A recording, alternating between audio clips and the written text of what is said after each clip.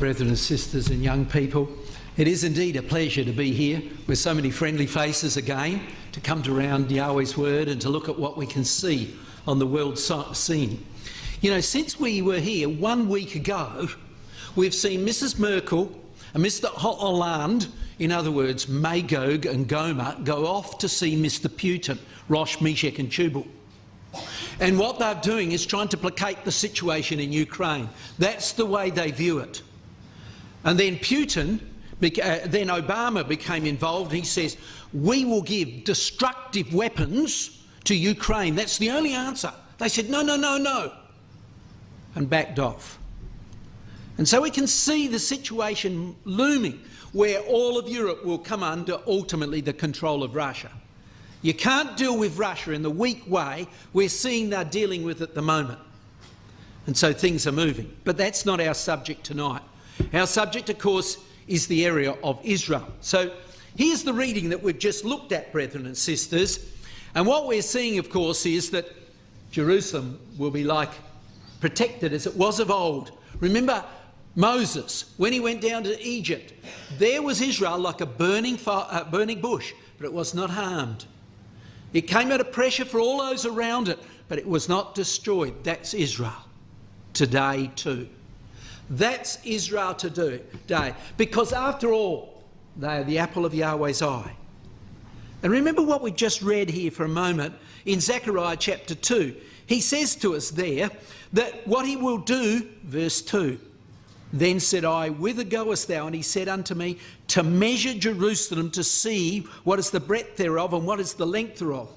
And he says, I'm measuring, really, the idea is the time until which judgment will come upon it, and finally the establishment of the Lord Jesus Christ and his kingdom. And we're looking forward to that time, aren't we? But let's remember, here's the Spirit of God. Let's retain that in our heart. Here's God's attitude to the Jewish people. Beloved, loved, his holy people, his chosen people, his peculiar treasure, the apple of his eye. Yahweh loves that people. Just incidentally, there's a little family. We went to Israel this year, or last year actually, and they followed us through Hezekiah's tunnel. Came out the other side. And there they are, they took those children with them through there. And it was lovely to have a little chat with them afterwards. But let's remember the overriding principle. Let us love and respect the Jewish people, knowing that they are God's peculiar treasure. Our spirit should be God's spirit, the spirit God has toward them. Now, this year has been quite pivotal. It is 70 years from almost the close of the Second World War. 70 years since Auschwitz was liberated. 6 million died. And now, in Israel, they're returning. And the return number of actual Jews is 6 million in the land. It's almost as if the days are balanced. 70 years, a generation's passed, and here we are. It's as if that Holocaust number is now in the land, and they're growing. The numbers are accumulating. This last year was the biggest figures for 10 years of return. And where are they coming from? They're coming from Ukraine, from the north. From the north, as we read in our readings. And they're coming from France, USA and the UK. And what's driving them? Anti-Semitism. So they're coming back joyously into the land of Israel. And so the biggest population in the world today of Jewish people is in the land. Here's the population that is now in USA, and here's the population now of Jews, not Arabs, Jews in the land. So it's interesting. We're at a very, it seems, pivotal point. And how long have we got to wait? Well, we know, don't we, that the Jubilees seem to have worked. Remember that quote in Leviticus chapter 25 where it speaks of 49 years, 7 months, 10 days as the period from one Jubilee to another. God promises, and if it was sold for some reason, it's returned to that family at the end of that Jubilee, isn't it? Now, that's a bit of an oversimplification, but we haven't time to look at it in detail. So it's basically a 49-year period, isn't it? If you use it quite exactly, from the time of Eureka through to November the 2nd, 1917, when the Jews were promised the land, as was taught by Brother Thomas, which came from the Scriptures very clearly, we come to that date that we know so well. Add another 49 years and you come to the Six-Day War. Almost exactly to the day. So what's going to happen now, brethren and sisters, if we add another 49 to it? I don't know. But it looks very, very critical, doesn't it? How long have we got? Next year, or maybe the year after, it'll be the end of that Jubilee, another Jubilee, and we're right at the edge of it. And what will it bring? Well, we can't be sure. We hope it brings Christ's return. Brother Thomas had these comments to make. Now, this is not so easy to read. I'll read it through with you. The return of security and prosperity to the tenth of the land, so he says the Jews dwelling in peace, must either precede the development of the one Yahweh man, that's us, being developed at Sinai through judgment. Peace must come just before Christ's return, in other words, or be concurrent with the operations in the recesses of Teman, Sinai, or it may be in progress both then and before. So, brethren and sisters, what is he saying? Peace in the land comes just prior to Christ's return. You remember it says that in Ezekiel 38, that they're dwelling confidently in peace. Well, let's have a look at what's going on in the land at the moment and see what we see. All right, so an overriding comment was made, and it's a year or so back, that the winners, the ones who are benefiting from the Arab Spring, is Jews. The upheaval of the last 3 years, he says, have left the Jewish state historic enemies universally weakened, while Israel goes from strength to strength. And again, Israel may well emerge as the only real winner of the Arab Spring. So Libya, Ethiopia, all of these countries, Egypt, carving themselves up in chaos. Look at Syria now. But what about Israel? The only real winner, it seems, as the Arabs are carving each other up in the troubles that are going on. So let's have a look at, come back to the last year, the Gaza War. During that Gaza War, Israel had allies in the Arab world. Who were they? Jordan, Saudi Arabia and the United Arab Emirates has effectively lined up with Israel in opposition to Gaza. They could see what Israel was standing for and lined up with her and supported her. But no, not the only ones. The Christians are too. Christian Arabs. Here we are, man from up in the area of Nazareth. And he's encouraging in his congregation the the Christian Arabs to join the Jewish army, the young ones. You young teenagers, he's saying, you get in the army, because if the Arabs take over, the Muslims Arabs take over Israel, they'll eliminate us. So the number of Arabs joining the Israeli army jumped by 300%. 300%. Not just Christian Arabs, but also the Druze. Because they can see what's going on outside the borders of Israel. The only safe place is in Israel. Israel can't fall if they're going to survive. So they're joining up with Israel and supporting it. And Israel, of course, has got to dwell confidently. Think of the Gaza War. What did she do? She put these on the borders of the Gaza War and was able to bring down every missile. Incredible technology. But she's developed more than that since then and presented at the Singapore Air Show a laser device to bring down missiles that come from outer space, intercontinental ballistic missiles coming in. They come in at boggling speeds, but a laser can hit it and burn it out before it comes in. So Israel is looking very, very confident in many of the ways in which it's going, but it's still worried about the ISIS.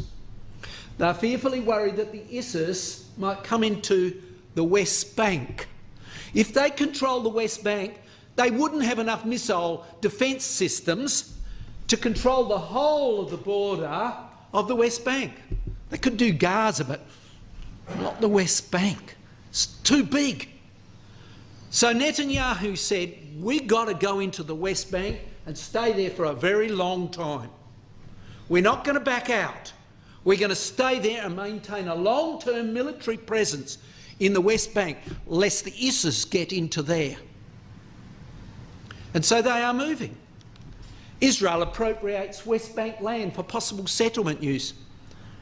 400 homes here, 400 over here, taking up farming land. And they're trying to carve up the West Bank somewhat so they can get it into enclaves that are easier to protect and stop terrorists getting into there and taking control of that area. It's quite frightening to see what's going on there. And so, brethren and sisters, things are moving dramatically. See, 400 hectares taken over. And just only over the last few days, they've said that they're going to destroy a number of the homes in the West Bank that were illegally built, funded by the EU. Came up only on the web over the last day or two. 400 homes illegally built in parts of the West Bank. They're going to destroy them to make sure Israel can maintain its control of that West Bank. What about terrorism? There is a bit in Israel, but it's being reduced dramatically at the moment. Dramatically. Netanyahu's coming out with very firm policies. And his policy is, if a young man, and it's usually the young people, teenager, 20-year-olds, enacts a terrorist act in Israel, they will go back into the West Bank and their home will be bulldozed. So the parents know they've got to keep their children under control and they can't go in to Israel and start blowing people up. You know, it's a real advantage to the Palestinians to have their child do that. If they die in it, they are funded by the terrorist groups like the Hamas, or they were, up to $1 million each. Lose a kid? Well, you do well. So Israel is saying there's a consequence, and it's beginning to work. Now let's go and look at some of the neighbours, and we'll come back to Israel in a minute. What about Egypt? Helping Israel. We said that before. And we would expect that, won't we? Because remember, when the king of the north comes in, he attacks Egypt. Egypt's not going to be with Russia in the end. And things have been changing in Egypt. Mubarak, he was relatively helpful to Israel. He's gone. Another man, Morsi, took over. He ran a religious group that was affiliated with the Hamas, we know as terrorists. He's gone now. And now this man, an army man, is back in power. Mubarak was an army man. And so here we've got General al-Sisi, and he's back in power. And so much the same as in Mubarak's day, but now much more pro-Israel, the rulership has changed. So what's happening? Cairo fights Islamic militants in Sinai. The Egyptians send many of their soldiers into the Gaza Strip, into the Sinaitic Peninsula. And they're losing men. You'll hear of, they've been hit. A busload of soldiers went by and 30 were killed. Another group of 20 died only a few days ago. Huge numbers of Egyptian soldiers are losing their life in Sinai because it's full of terrorists. Sometimes Bedouin groups, trained by the terrorists. Sometimes people from the Gaza Strip, trained by the terrorists. And lots of people have been killed, says this magazine, or Reuters, sorry, says. And they're spreading across the north of Sinai. According to one militant, about 1,000 have been killed. Egyptian soldiers. Egypt says, we can't keep this up. It's just going too far. And the major problem is they're getting weaponry coming in from Gaza. That's the way it used to be. So there's Gaza. We remember, here's Israel. There we are, better map there. There's the Gaza Strip. And here's the boundary cut off from Israel. Israel's maintaining its border well. But this is open in a sense. Along here, people have built a lot of homes. And under the homes are tunnels coming up. And terrorists are bringing equipment in from the Sinaitic, across Sinai, from ships, and taking them across those tunnels into Gaza. Gaza's getting equipped. But now it's going the other way. The Egyptians have cut off access to Gaza, and now they're bringing the weapons out here and attacking Egypt. So Egypt's acted. Over 1,200 smuggling tunnels have been destroyed, they claim. Seems hard to believe, doesn't it?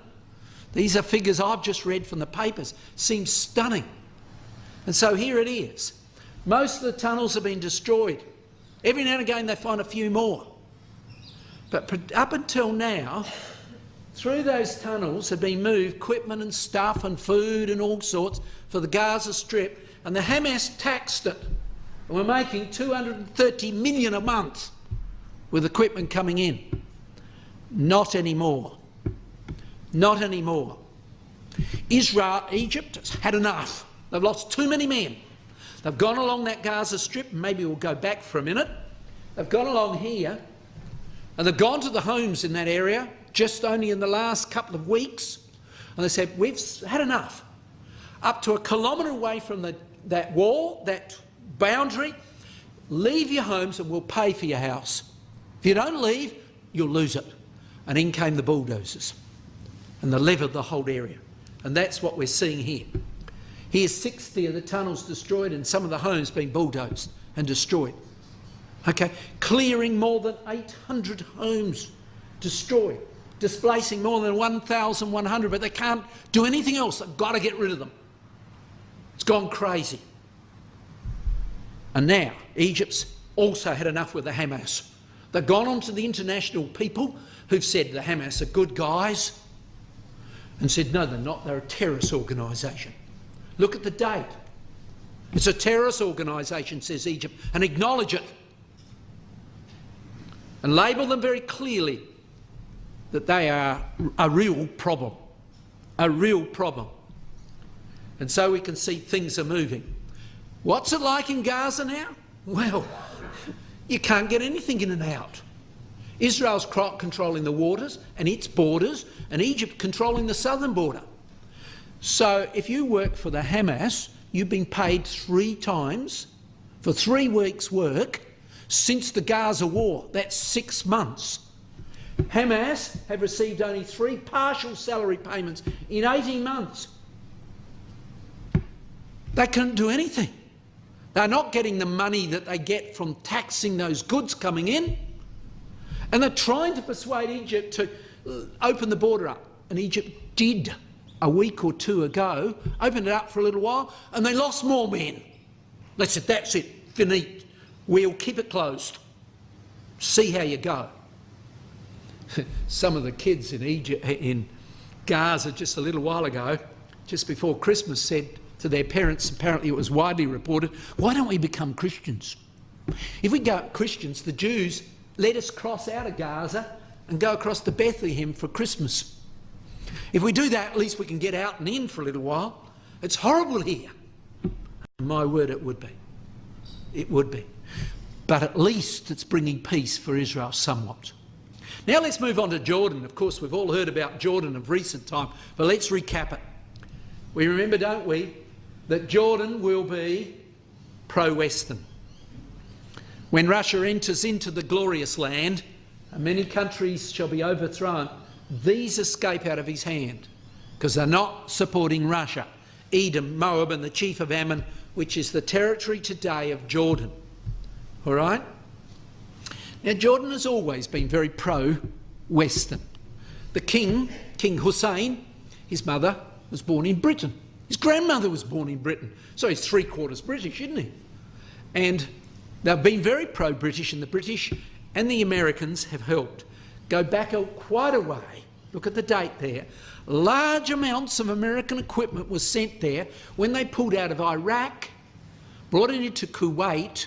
They took it into Jordan rather than take it back to America. It was oldish stuff, but now it's in there, and large quantities of American equipment is found in Jordan. Hard to see on that map, but there we are, the little area of Jordan. So it's pro-Western and pro-Israel now. They were trying to get gas. They used to get gas a year or 2 ago from pipelines coming across the Sinai Desert from Egypt. No, not anymore. The terrorists down there, like they've been blowing up Egyptian soldiers, have been blowing up the tunnel or the pipeline. So where can you go to get gas for your power station and you can rely on it? Well, of course, Israel. So they signed a $500 million gas deal to bring it into the Hashemite Jordanian kingdom. And it's going to come from their first find, and it'll start next year. So they're bringing gas into there. So aligned exactly as we would expect with the Western powers and with Israel. Fits exactly as we would understand. And we would have understood from Brother Thomas many years ago. Now, well, just to remind ourselves, that horrible event, a man, poor man who was killed, who was a pilot, a Jordanian pilot who flew into that area there, and he was destroyed. And immediately that happened, America said, we can see how you feel. We will give you equipment. We will support you. We'll help you. And the people were alarmed at what took place. Now, I don't say all of them, but most of them called on the government to eradicate the Islamic State. And my goodness, they have moved. More than America, up until this point, Jordan has gone, and there's their most famous pilot. King Hussein himself apparently boarded a plane and flew in and attacked these areas up here. Over 50 attacks have been launched into that area since that happened, and it was only a little while ago. Jordan is making a major effort to be involved in the battle against the ISIS. And as well as that, you would expect it, wouldn't you? The ambassador returned to Israel. Jordan envoy to go back to Israel after recall. There were some problems on the West Bank in Israel over the Temple Mount, and the ambassador was called home. But not anymore. He's sent back to Israel, and he's down there in Tel Aviv, where the embassy is held. So we can see Jordan is fitting exactly where we would expect scripturally, isn't it? Precisely. What about Arabia referred to in the scriptures? Well, it should be a pro-Tarshian ally, isn't it? A little difficult for us yet to fully know where things are moving, because the previous leader only died a few weeks ago and this man has taken over. He was the Minister of Defence for a while, so he switched on as far as weaponry and fighting is concerned. But let's remind ourselves of the stance they took of old. So I haven't changed the picture. There's the previous leader who's just died. And they were pointing out how worried they were over the weaponry building just across the coast from them. Nuclear. Iran's trying to build nuclear weapons. So Saudi Arabia said, we can't do it, but we got the money. So they went to Pakistan and asked Pakistan for their long-range missiles, bought them, and some caps to go on the top. And it's believed they've got some nuclear weapons there too, ready for Iran if Iran gets silly. And so here's how the papers once considered. I think it's quite true today. There was the leader of Iran a little while ago, we remember him. What nukes? We don't have them. That's what they're saying now. Not true. See, sitting down with these guys works, said Obama, and he seems highly deceived, and we're seeing the same right now. We'll talk more on that in a minute. So how are they going to defend themselves? Well, this is what they're talking about. Israel said to be working with Saudi Arabia on an Iran strike plan. Come through us and hit Iran, we will be happy, because it gets those weapons destroyed. And we know you're pretty good at it, Israel. And so it seems they've been talking behind the scenes on it. And of course they have also been talking with this man, Cameron, the leader of Britain. Again, exactly the way we think. Now that's not the new leader, that's the old one, but he's only been the new one, only been there a few weeks. So it's hard for us to get enough information about him at this stage. But he is working on this area. He's working on the area of Yemen. Now where's Yemen? Well, there's the Gulf of Aden. Here's the Indian Ocean. Okay, Saudi Arabia's in this area. Here's the Red Sea. Right at the bottom of there, isn't it? And we know that here's Aden of old, where Britain was. Brother Thomas often speaks about Britain controlling that area there again in the end to control the Red Sea. But at the moment, it's been taken over by the extremists. It's been taken over by these Al-Quds who are linked with Iran. And the Houthis, another group, don't worry about the names, they're taking over this area here. And they've kicked out the Prime Minister or President, and he's had to flee the country. And so America's influence there is gone for the moment. The previous leader deferred to America. Not anymore. And so things have changed. Now these terrorist groups or these tribes are linked to Iran. It's worrying the world terribly, because still about 1/3 of the world's, 1/4 of the world's oil passes through that Red Sea. They're very worried over it. And Saudi Arabia is moving on it straight away with this man. He's trying to influence those that are in this area here, that they might take back control of that area of Yemen, what we call Sheba of old, where the Queen of Sheba came from long ago. Now, let's come to this country. There's not much we can say. That's the state of Syria. Utter chaos. Israel enemy destroying itself within. Indeed, it is in a very, very difficult plight. Up to the north, the ISIS crowd are taking over. Down to the south, Damascus, and Assad is desperately trying to hold on to his control of the country. The weather changed the other day. Apparently he flew 200 attacks up into the ISIS area to hammer them. Winter had passed and there was a few clear days, and he moved again. But he's not getting control totally of that country. It's chaotic. But what about Israel? Well, Israel has already said many times, it's one of the leaders over there, the Zion Defence Minister, warned several times that we have a red line, don't cross it. And Jordan appears, and Syria appears to be, relatively speaking, honouring that, keeping away from that. Oh yes, terrorists come in, which aren't under the control of Syria. The Hezbollah people come down only a few days ago, along with the Iranian chap, and Israel attacked them. But largely speaking, they've been staying away from attacking Syria. Some years ago, Syria, here's Assad, the leader of Syria, seeks Israel to continue to allow him at least to control his homeland territory. The Alawi group up there said, just keep on our side for the moment, because the place is out of control, utterly out of control. But let's move on. Iraq. There's Iraq, and it's got ethnic groups in there, or religious groups in there. The Kurds, which are one group, and then these Sunni and Shiites are two religious departments of the Arab area. Usually these are more radical than these, but these are the ones backing the ISIS at the moment, and they are much more radical. So what do we expect? We expect Persia to be associated with Russia. Persia includes the area that was occupied by Persia of old, from Iran to the Indus, Pakistan. So Iraq to Pakistan. So let's look at Iraq for a moment. What's going on there? The Shiites and the Sunni are taking over. So what do we know about that area? Well, let's go back to Brother Thomas. It's always a good fallback position. What does Brother Thomas say? Back in 1856, on the basis of the scriptures, he said the Shiites of Persia and the Sunnis hate each other with a hatred not exceeded by the Protestant, Orangemen, and the Catholics of Ireland.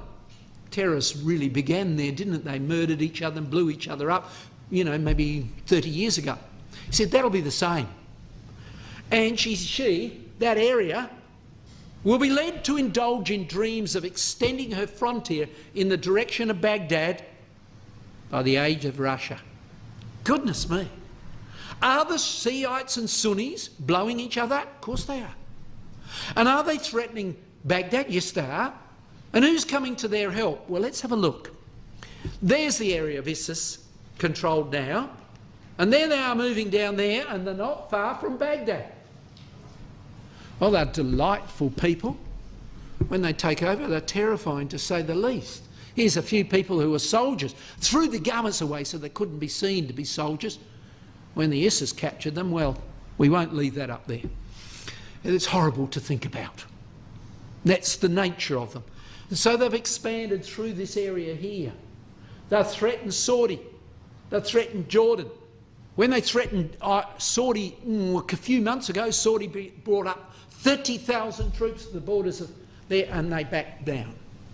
They threatened Jordan here, and Jordan brought forward proof that the Western forces would help them, and Israel. And they backed down. And they are continuing to move in this area, trying to take control of it. But they've got a problem. Saudi has a weapon: oil price. If we can plunge the oil price, we can bankrupt Iran and we can bankrupt ISIS. And, oh yes, Russia as well as that. But the main area I'm sure they're thinking about was Iran and the ISIS crowd. So, Iran, they brought the price of oil down. They've hammered the pipelines up here, bombed them from the air. Fuel is not getting out from there easily into the Western world. They're not getting their money. So where's the ISIS going to get funded? They've got an action. This is what they did. Look at the date. ISIS forces capture Libya oil fields.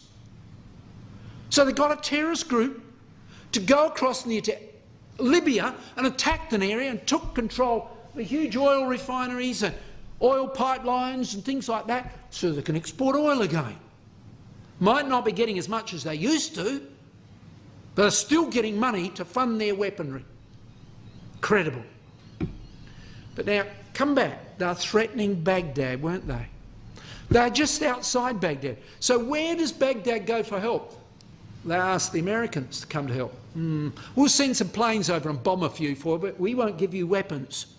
They ask Iran, and Iran says, we don't trust the people in Baghdad.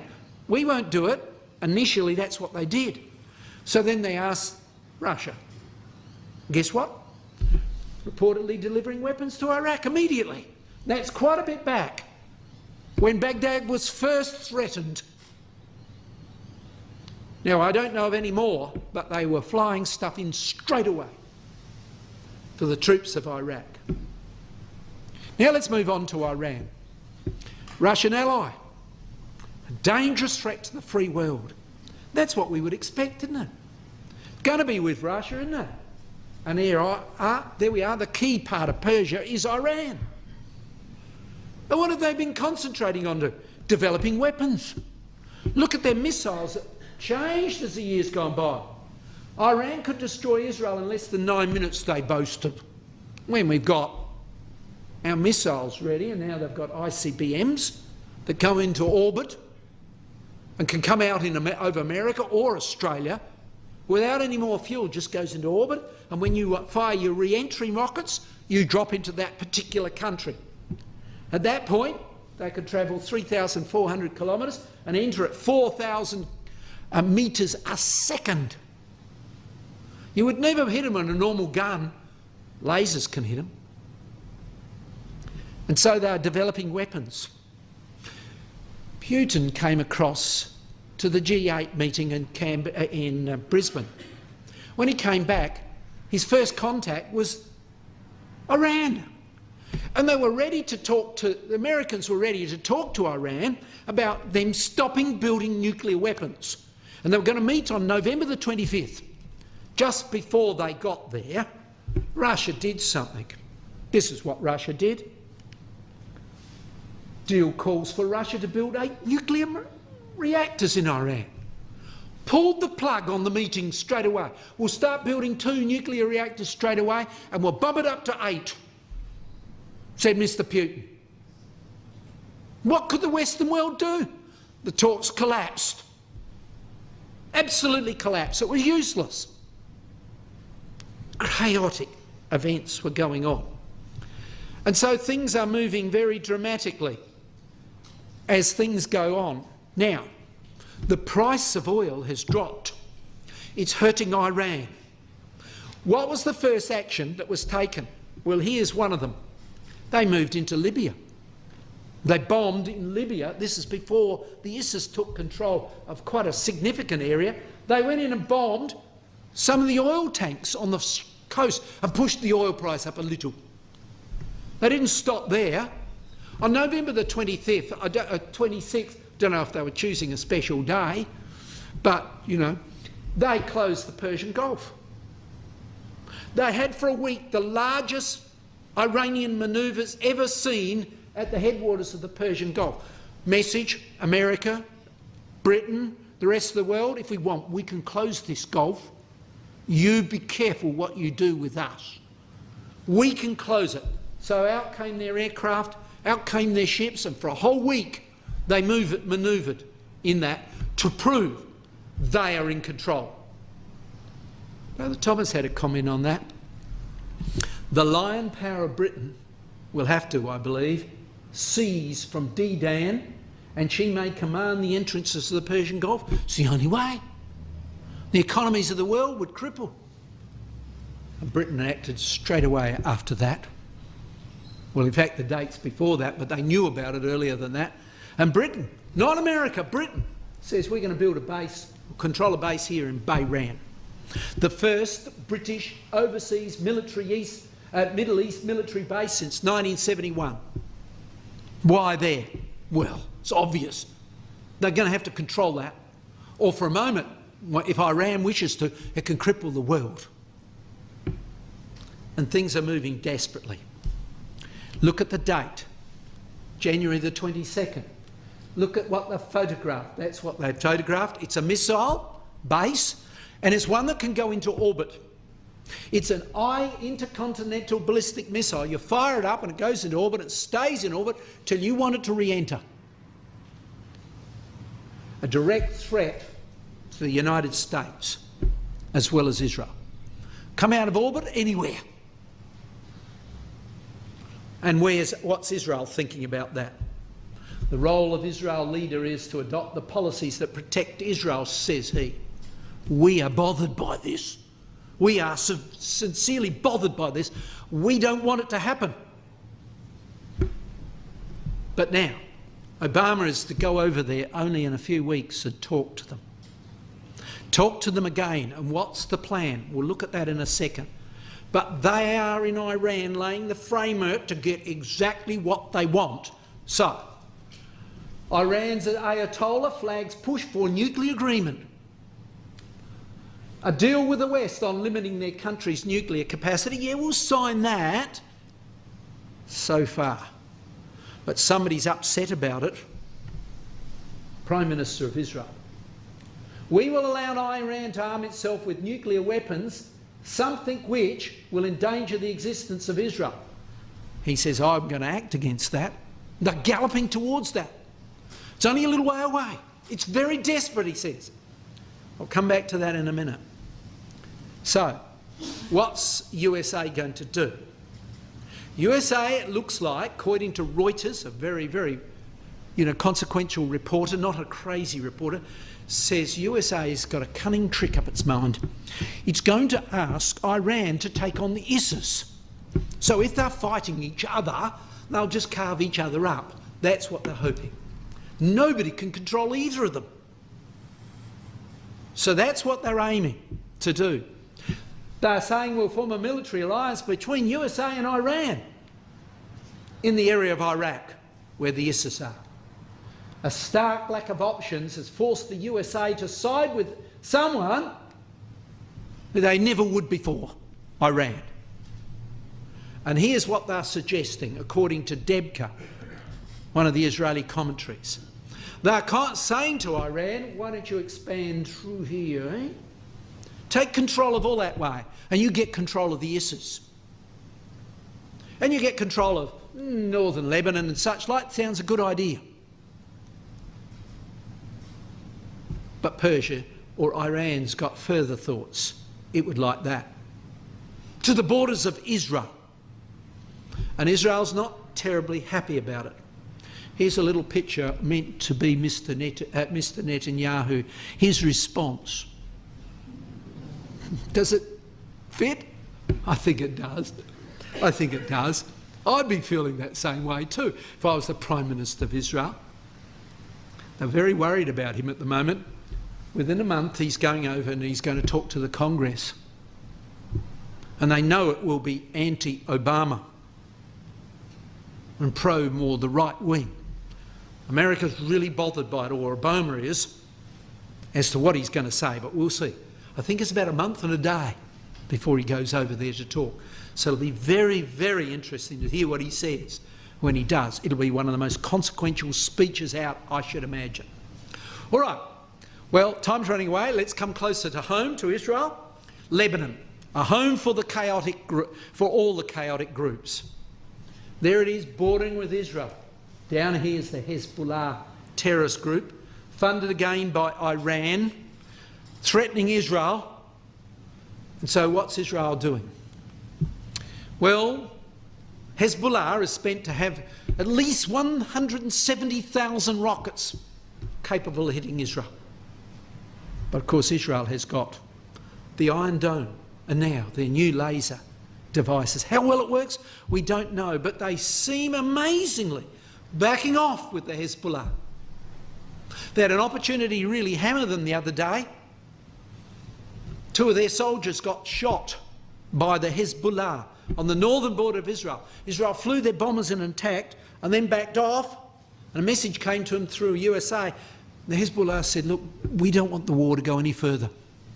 And Israel said, all right. And yet they had an opportunity to go further if they were very bothered by it. What's worrying the Hezbollah? And why is Israel quite happy about things at the moment? Well, this appears to be it. The Islamic State fighters mass on Lebanon's border and threaten to launch attacks across it. Where? To the north of Lebanon. So up in the north part of Lebanon, in are coming the ISIS, and down the south, the Hezbollah are threatening Israel. Lebanon said, get your soldiers out of here and head up north and protect us. And that's what they're doing. Just mayhem, isn't it? Utter chaos. But again, the trouble in the Arab world, his hand shall be against every man's hand, Genesis 16, is certainly happening and keeping the Arabs off the back of Israel. And you know, Lebanon really is crazy because it's got a huge potential if it only wants to. Look at this. Cyprus and Israel's oil and gas reserves have been exploited somewhat. They've been finding oil. But the area they're expecting to find huge amounts further is not being tested up at here. It's now Lebanon's turn, they're saying. And applications to exploit that oil have come from a few companies: Exxon, Chevron, Rosneft, Total, Statoil, Dutch Royal Shell, and so on. 52 companies have applied for licences there. Those huge finds in Israel, they reckon, go right up along the coast. And Lebanon could be well off. So on 2 sides, allow us to attack Israel, poverty-stricken, war, death, destruction. And we could leave ourselves vulnerable from the north, from the ISIS. On the other hand, if we've got a brain in our head, and I don't know if that's quite true at times, we could be well off. And so when we look at the Arab world around Israel, what are we seeing? Well, brothers and sisters, all Israel's Arab neighbours are preoccupied in civil war. Nearly all of them, one way or another. Or they're like Egypt and Jordan, re-looking at their relationship with Israel. So things are moving nicely for Israel, relatively speaking, isn't it? Well, now let's come back to Israel for a moment. Let's look at Israel's economy. Remember, we're looking at a particular quote. Ezekiel chapter 38 verse 13 says, "She'll be rich in silver and gold and cattle and goods, economically strong, a good producer of food." Temptation to Russia to invade ultimately. Book came out a few years ago. Got a copy at home. There it is. The Startup Nation. The story of Israel's economic miracle. Amazing stuff in it.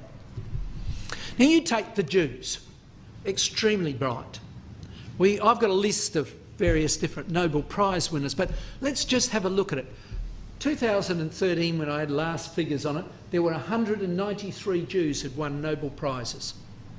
Now, if you extrapolate that out, the number of Nobel Prizes won by the Arabs at the same time, and increase the population of Israel from what it is, or the Jews, from what it is today to what the Arabs are, they would have won 4,135 to 4 Nobel Prizes won by the Arabs.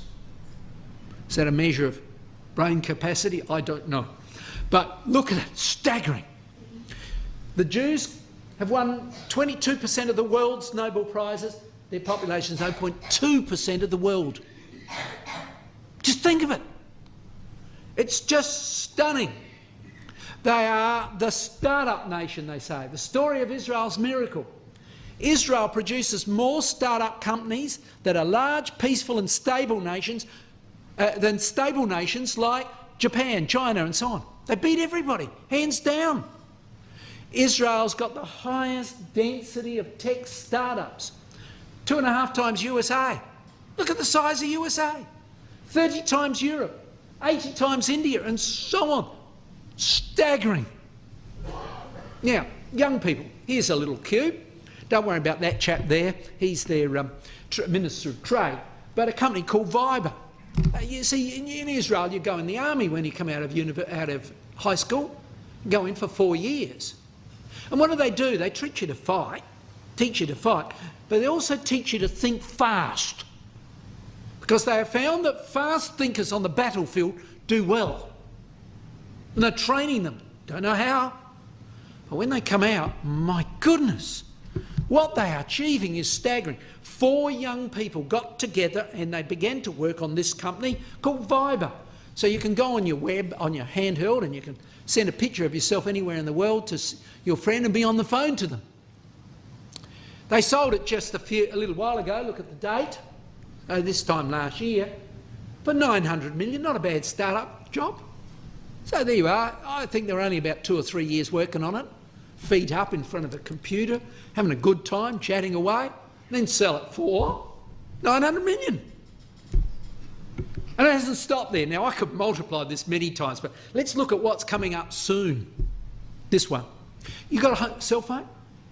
Okay. Do you ever get anything go wrong with you? Well, in future you won't have to worry very much about it. Your cell phone will be a sniff phone. Israel's developed it already. And you sniff into it and it will analyse it, send the information to a computer somewhere, probably in Israel, pay a little bit for it, and tell you to come back and say you're going really healthy. You might have to do a few more runs or something like that. But you know what I mean? It'll apparently be able to analyse early quite a lot of illnesses. Early interception often means the illness doesn't go anywhere and it's defeated or it's overcome by medicine. So there's the new one. The phones will come out with it probably automatically in it in future. And so, you phone it up and say, you're going well today. Well, hopefully it doesn't tell us we're not going too good. But other things are coming up. They've just launched one of the biggest floats on the world scene ever. The biggest Israeli IPO, that's a float for a company, just been launched in America. Look at the date, okay? But when did it end? Its value was several $1 billion floated. And it's a company that's it's linked to Tesla, who produces this car here. And they are producing in it driverless cars. That'd be great, wouldn't it?